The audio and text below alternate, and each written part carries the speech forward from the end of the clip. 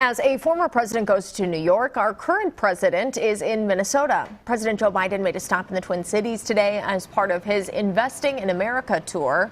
Air Force One touched down at MSP International, and from there he went to the Cummins manufacturing plant. That's in Fridley.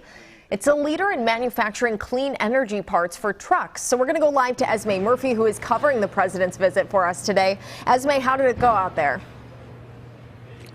Well, according to Cummins and the people that were here, they said it was great, and the president seemed to enjoy himself. The president was actually here all afternoon at the Cummins manufacturing plant here in Fridley. It's a plant that manufactures something called electrolyzers, which can take the carbon out of emissions.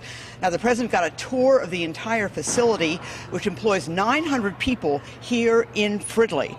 The company supplies engines to half of the trucks of America's roads, much of those engines made here in Minnesota and at other Cummins plants. Now, this is all part of the president's Investing in America agenda.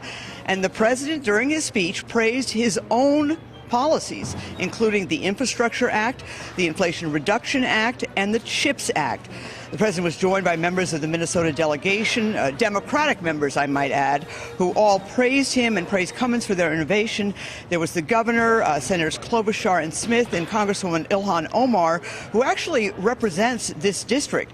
Now, for much of the speech, the president was sort of in a low-key mode. It was only at the end where he got really revved up when he talked about his optimism for the country. I've never been more optimistic. I mean this from the bottom of my heart. I've never been more optimistic about the future of our country. Just remember, it's just important to remember who we are. We're the United States of America. There is nothing beyond our capacity. I believe that with every fiber of my being. When we work together, there's nothing can stop us. And that's my intention. Now, Republicans do not feel the same way as the president. The Republican Party chair, David Hann, issued a statement that included this statement: the president shouldn't be traveling the country celebrating. He should apologize for making it harder for families to save for college or retirement, pay the bills, start a business, or even buy the things they need every day, like groceries and gas.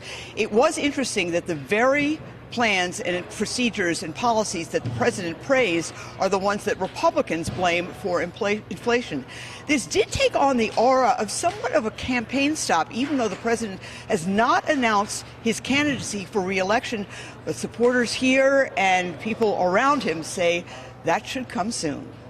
All right, we'll be watching. Esme Murphy live for us in Fridley. Thank you.